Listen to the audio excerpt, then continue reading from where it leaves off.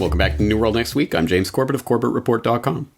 And I'm James Evan Pilato of MediaMonarchy.com. I would like to present these facts for your review and comments.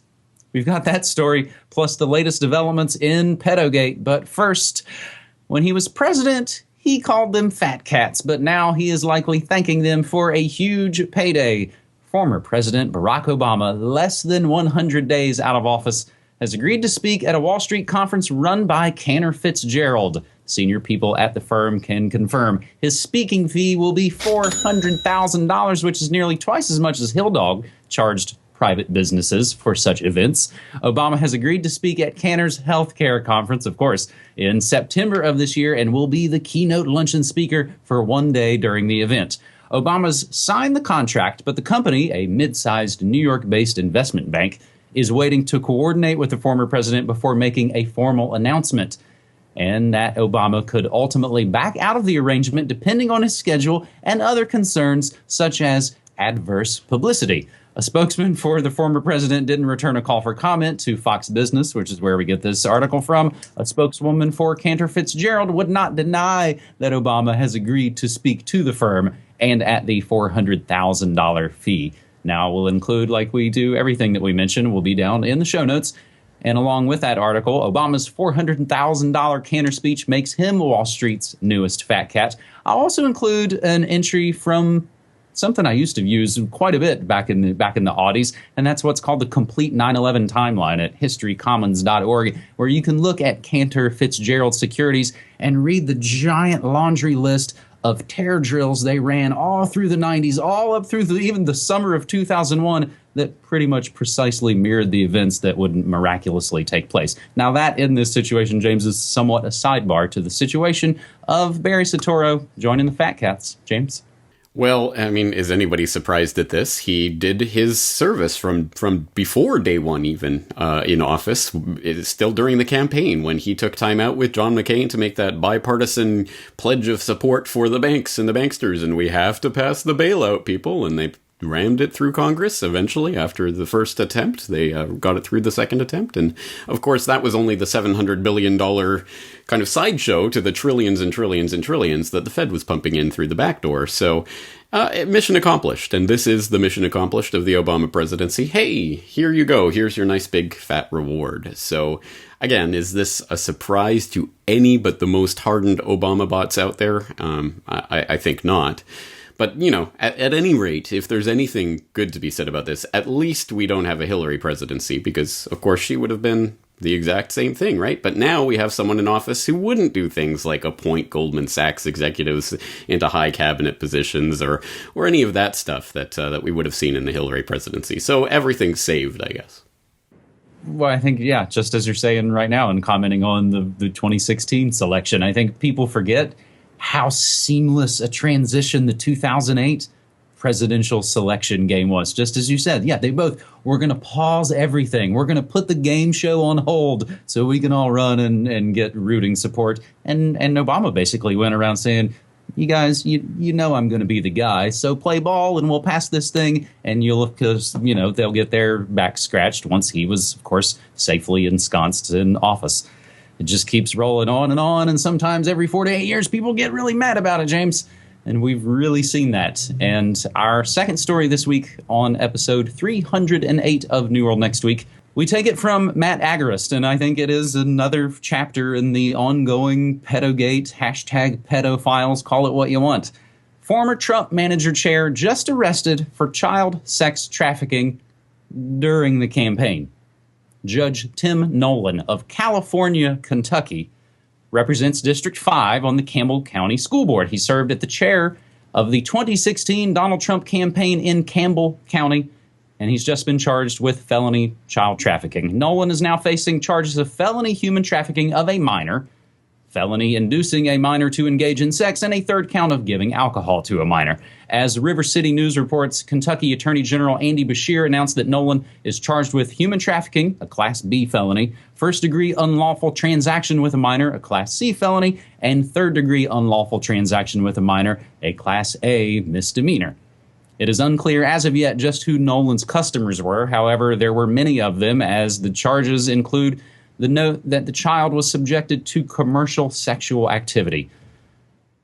Judge Tim Nolan of California, Kentucky is 70 years old. He's scheduled to appear in a preliminary hearing coming up on May 5th. Now, James, I had not actually heard about this story, but I saw you kind of went on a bit of a tweet storm in this past week, and you've got a bit of this story kind of broken down, so I'll hand it over to you on this. Yeah, well, again, this is one of those stories that shouldn't come as a surprise to any but the most hardened Trump bots, as people will remember from my conversation with Pearse Redmond well before the election, this election, where we were talking about Trump and his relationship with billionaire pedophile Epstein, Jeffrey Epstein, which is why he never has and never will mention Epstein when he talks about Bill Clinton and his sexcapades, because of course we know Bill Clinton took, 30 flights on the Lolita Express and all of that, but less well-publicized is Trump's relationship with Epstein, because people like to say, oh yeah, he made that one comment in that New Yorker story or New York story back in 2002 where he said, oh,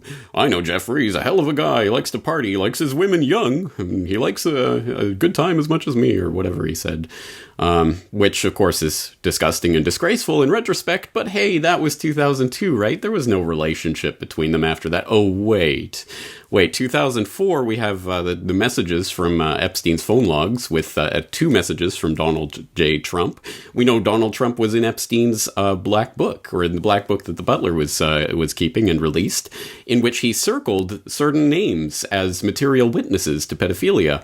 Oh, Donald Trump is circled in that little black book. Interesting.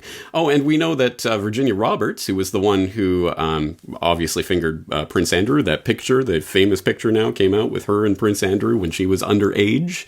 And of course, she was involved with Jeffrey Epstein, recruited from Mar-a-Lago, where her father also worked, Trump's Mar-a-Lago, which, by the way, just happens to be less than 1 mile away from Epstein's Palm Beach residence, where he was committing child sexual abuse during the time when he knew Trump. Do you think Trump is going to do this big crackdown that people were thinking, once Sessions gets confirmed, the crackdown's coming, they're going to start arresting all these child sex traffickers? No, they're not. And the people who like to cite this number that he's already arrested or been part of this big crackdown, 1,500 plus arrests, it's phony, fake statistics. That is fake news. I'll put a link into a Reason.com blog about Trump's mythical crackdown on sex trafficking, where they look at the actual numbers and the actual cases that are being lumped in this big crackdown that's supposedly happening that isn't happening. And hey, I mean, I don't know about you, but I don't see Podesta or anyone like that, even being questioned, let alone put behind bars. So, yeah, mission accomplished for the cacistocracy. Once again, they put their man in power, and he's going to protect the child sex traffickers, and nothing's going to change. Vote all you want. It ain't going to change. And it's essentially the same situation as in Story 1. They put their guy in, and they'll be protected. Whether that's money, whether that's occult abuse, or God knows what. It's all those things. So we'll include the link to what you just mentioned, James, the 1,500 from Reason. So, and also you can see, and we should, of course, even just put them on the screen in this episode, the message logs of Trump's calls from Epstein's in the phone message book. You see it all right in there. And Trump's lawyer, as a little reminder, James, these are all from your tweets. Trump's lawyer tried to cover up Trump's deposition in the pedophile Epstein case. Oh, and now, one more thing we should add. Yes, he was fingered by Mark Epstein as being on the Lolita Express at least once. So he has flown on Trump's plane as well, just like Bill Clinton. As we were looking into this earlier and doing some research, and I think it was maybe it was a story on the sidebar. So we get this original story about the campaign chair being arrested in Kentucky via Matt Agarist on the Free Thought Project. It was on the sidebar there. Another story that's kind of developing right now in my neighbor to the north, up in Washington State. Victims now alleging the sitting Seattle mayor, Ed Murray, raped them as kids and get into a gigantic police cover-up. I'll probably talk about this a little bit more on my own shows, of course, as this hits kind of close to home, as James, you and I have also been trying to talk about and expose this kind of thing for a long, long time. And I've got years and years of articles worth of archives on MediaMonarchy.com. As you know, it's Franklin cover-up, Mark Dutroux, and all of these things. It's the continuing story. It's no one small thing. So in a strange way, we are back in the Pacific Northwest for our third and final story that we grabbed from Motherboard. Man fined $500 for the crime of writing, "I'm an engineer," in an email to the Oregon government gods. An electronics engineer said he found a flaw in traffic lights. The Oregon Engineering Board fined him for it. In September 2014, Matt Jarlstrom, an electronics engineer living in Beaverton, Oregon, sent an email to the state's engineering board. The email claimed that yellow traffic lights don't last long enough, which puts the public at risk. "I would like to present these facts for your review and comments," he wrote. The email resulted not in a meeting, but with a threat. The Oregon State Board of Examiners for Engineering and Land Surveying responded with this dystopian message, quote, ORS 672.020 sub 1 prohibits the practice of engineering in Oregon without registration. At a minimum, your use of the title electronics engineer and the statement "I'm an engineer" create violations, end quote.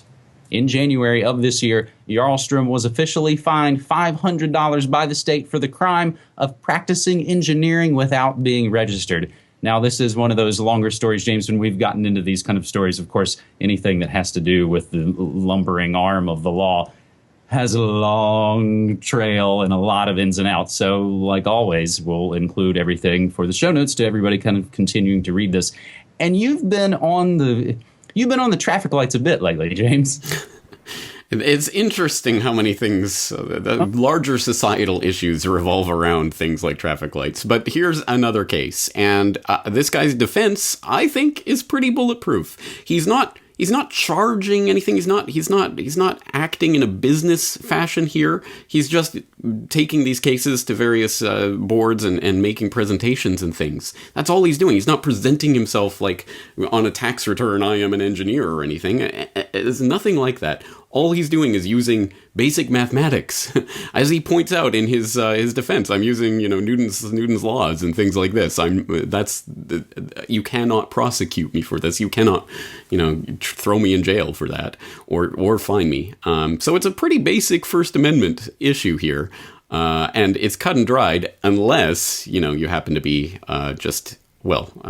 statist and obsessed with government control over every aspect of our lives. And I really do hope people will go through and read through this story. I'll put another link into another article I saw on it that fleshed it out in some more detail. But it's just another example of not just stupidity, it's more than stupidity. It's the fact that these people in these positions of power have egg on their face because they're being upstaged by this amateur. He's, what's he? He's not even an engineer. Okay, we can fine him for that. Let's do it.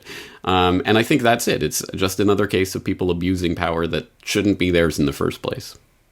I'm surprised they didn't call him a quack. Just try and besmirch his name. And this is another case, I think, where it's, shoot the messenger. So the higher-ups in Oregon, I think this is an important one to include, James, just as related. And we've talked about some of these other traffic stories. But a story just a couple of months ago that was in Forbes got into the sitting Oregon governor, Kate Brown, and our sitting attorney general, Ellen Rosenblum, blazing the Oregon Trail, of political patronage. Governor Kate Brown and Attorney General Ellen Rosenblum both took in hundreds of thousands of dollars in campaign donations from businesses with state contracts.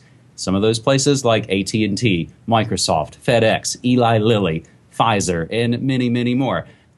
Don't you think in a lot of these situations that they're also the contractors who do the red light cameras? So we talked about this, James, just a couple of months ago, turning that traffic ticket into the constitutional trial of the century. But I've got actually back 7 years ago, cities shortening yellow traffic lights for deadly profit. So what Matt Jarlstrom is talking about is nothing new. Cities have been busted for this all around the country. Private contractors put in the lights, they dial back the yellow so that it gets people more tickets, and, sometimes more people get into wrecks and die. But it's, just the cost of doing business. Suppose that's not a very good news way to wrap up this episode, James. So unless you have anything else to say about the police state traffic situation, I'll make a good news note.